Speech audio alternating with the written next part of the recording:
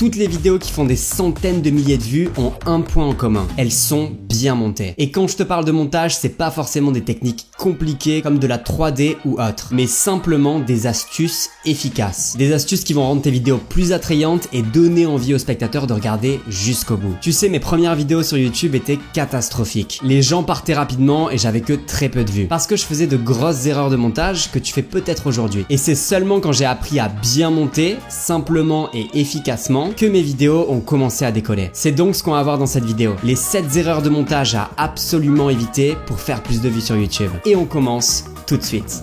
La toute première erreur, c'est d'avoir une intro trop longue et ennuyeuse. T'as pu le voir avec l'intro de cette vidéo, j'ai essayé d'aller à l'essentiel, droit au but directement et pas de faire une intro qui était complètement ennuyeuse. Et malheureusement, on voit beaucoup trop de chaînes YouTube qui auraient commencé cette vidéo en faisant ça. Salut à tous, je suis super content de vous retrouver aujourd'hui dans cette vidéo. On va parler de montage bien entendu, mais juste avant, on va se faire une petite tasse de café et... ça malheureusement c'est une intro qui est longue et en plus de ça un peu ennuyeuse parce que faut bien respecter les spectateurs et se dire que s'ils décident de cliquer sur ta miniature, c'est pour donner la chance à l'introduction. Ils vont peut-être regarder 30 secondes de ta vidéo et si malheureusement elle est trop ennuyeuse, alors ils vont décider de quitter ta vidéo. Les vidéos qui ont une mauvaise introduction connaissent tous ce graphe de rétention que je te mets à l'écran où ça s'écrase directement, il y a une énorme chute dès le début, dès les 30 premières secondes de la vidéo et cette courbe elle signifie que les spectateurs ont fui parce que ils avaient cliqué sur une miniature et puis directement l'intro n'était pas bonne et ils ont quitté ta vidéo pour en regarder une autre. Ça c'est bien entendu ce que tu as envie d'éviter sur ta chaîne et ce qu'il faut faire à la place c'est avoir une bonne accroche dans l'introduction où tu vas tout faire pour captiver d'entrée de jeu les spectateurs et leur donner envie de regarder plus. La deuxième erreur de montage c'est de se répéter et surtout de laisser cette répétition dans le montage. Alors bien entendu, on est des êtres humains et pendant n'importe quel tournage, on va avoir des blancs, c'est-à-dire que dans les phrases, parfois, on va laisser un petit peu de blanc entre chaque mot, entre chaque phrase, mais chaque spectateur a vraiment envie de voir le meilleur, le condensé de chaque vidéo et c'est normal, c'est respecter son temps de pas redire les mêmes choses et surtout de venir couper l'inutile dans ton logiciel de montage. Personnellement, j'utilise Camtasia pour faire mes cuts et ce que je te conseille de faire, c'est vraiment de faire tes cuts par rapport à la vague du son, de pas vraiment regarder l'image mais plutôt directement le son ici. Quand tu vois qu'il y a plus de vagues, c'est forcément qu'il y a un silence que tu devrais couper. Alors moi, j'appuie simplement sur la touche S pour séparer mon enregistrement et puis encore une fois, ici, quand je reprends la parole, du coup, je peux réappuyer sur S et ici, je viens supprimer et coller les deux pistes. Le simple fait de couper tous les blancs, ça a vraiment aidé à avoir beaucoup plus de rythme sur tes vidéos et tu peux aussi très facilement voir les répétitions par rapport au dessin de la vague. Celle-ci par exemple et celle-ci se ressemblent fortement, donc ce que je vais faire c'est directement je vais garder la dernière parce que je sais que celle d'avant c'est que je me suis trompé et du coup que j'ai dû refaire une nouvelle prise. Alors on est déjà pas mal si tu arrives à avoir une intro qui est vraiment captivante et tu coupes tous les blancs, toutes les répétitions, ta vidéo commence à prendre forme. Ce qu'il te faut éviter maintenant c'est la troisième erreur qui est de faire des vidéos beaucoup trop longues. Je vois beaucoup de chaînes qui font des vidéos de 15, 20, 30 minutes sans forcément avoir les compétences de garder les spectateurs. Et le problème de ces vidéos trop longues, c'est que forcément les spectateurs vont partir, tu vas vraiment avoir la courbe de rétention qui va descendre et c'est normal parce que si t'as pas encore les compétences de réussir à captiver pendant 20-30 minutes, peut-être que tu devrais commencer à faire des vidéos un petit peu plus courtes. Si c'est vraiment tes premières vidéos, peut-être commencer par des vidéos de 3 minutes, puis après 5, puis 8. C'est d'ailleurs pour ça que YouTube eux-mêmes ont décidé de faire passer la monétisation à des vidéos à 8 minutes. Tu sais, le fait de mettre des publicités dans la vidéo. Avant, c'était seulement les vidéos de plus de 10 minutes qui pouvaient avoir cette monétisation à l'intérieur à des vidéos, mais maintenant, c'est les vidéos de 8. Je vois aussi beaucoup de vidéos, qu'elles soient courtes ou longues d'ailleurs,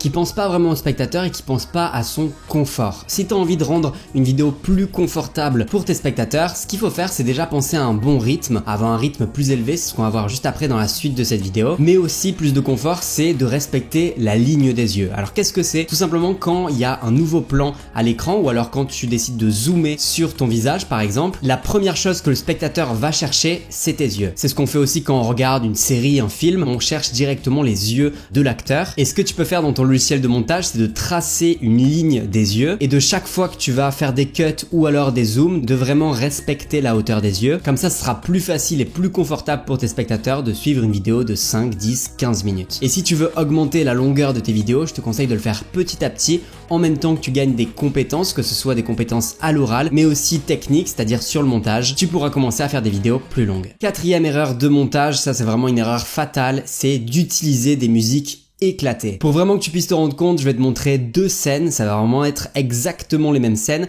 avec deux musiques différentes et tu vas voir que l'impact est pas tout à fait le même.